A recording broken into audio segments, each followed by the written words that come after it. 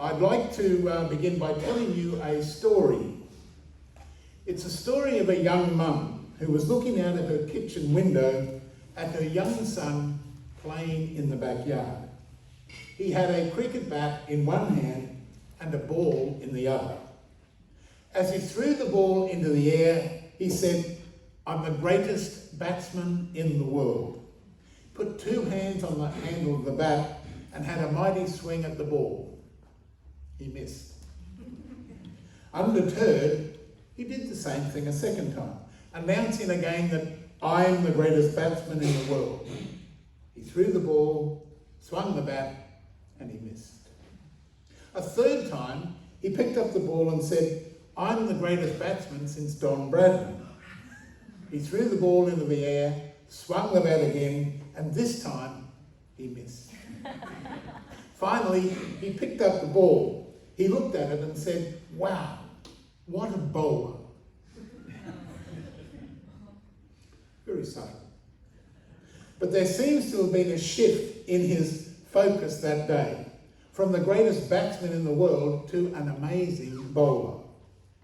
It seems that the disciples that Jesus had chosen to follow him may have shared in that same experience.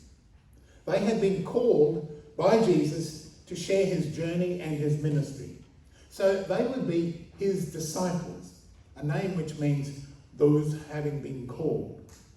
But then something happened to them. And in Luke's writings, they would now be called apostles, a name that means one who is sent. There had been a shift in their focus.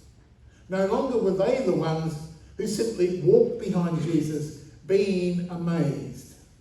Now, they would be the apostles, the ones who are sent into the world. And hopefully they now would be amazing for all the others who would follow them. These ordinary followers of Jesus would now become leaders, embarking upon their own mission for the world. But suddenly they realised that they needed more resourcing in their lives so that they could indeed be the apostles that they were meant to be. So they said, Lord, increase our faith. Give us the resources so that we can be effective in this new role as apostles. Suddenly their lives had changed, and they may have felt a little inadequate in this role that had been thrust upon them. Increase our faith, they said to Jesus. But Jesus saw it differently. You have more than enough faith, he said, to undertake this mission in the world. These disciples, now apostles, were invited to act in their lives. He said, even faith the size of a mustard seed is all you need to be amazing in the world. So rather than seeking to have faith increased, use the faith contained within and act. Live the mission and ministry of one who had indeed been sent into the world, and be amazing in all that you do. Such was the advice that Jesus had given to his followers that day. And this may also be an issue for so many people within our church today. In spite of all of the formation that is offered so often, and in spite of the numerous times that people are told that you are the instruments of God's love for the world, so many still doubt their own ability to be effective as those instruments of God in the world in which we live. And yet we are God's instruments.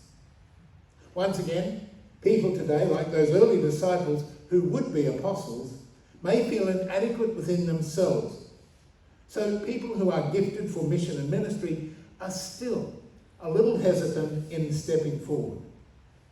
But we are part of God's kingdom, gifted to carry out our own mission for the world.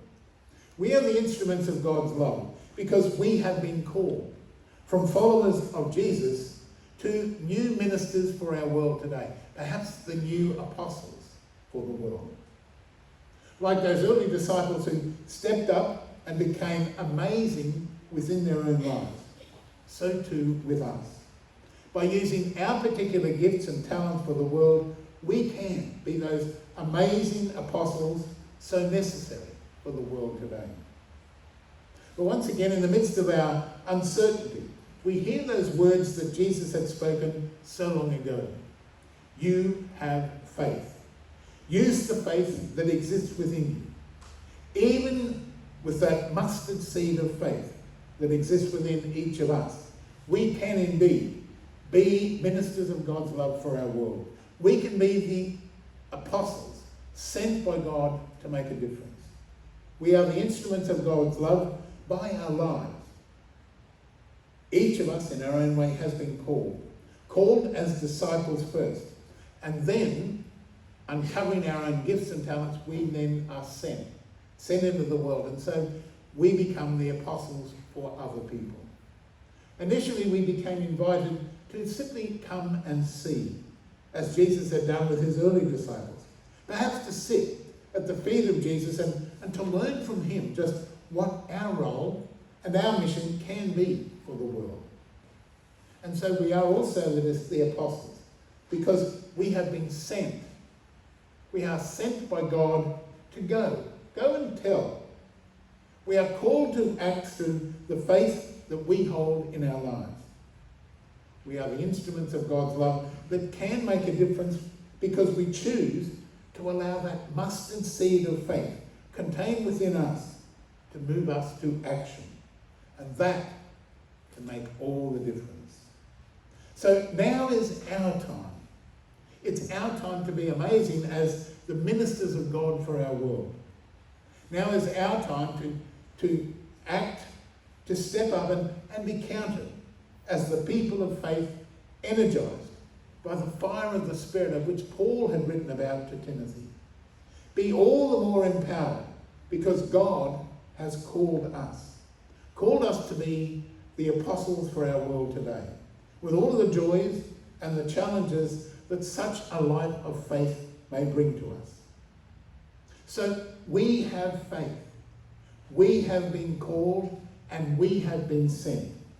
And perhaps even with that just a mustard seed within us, that is faith for us.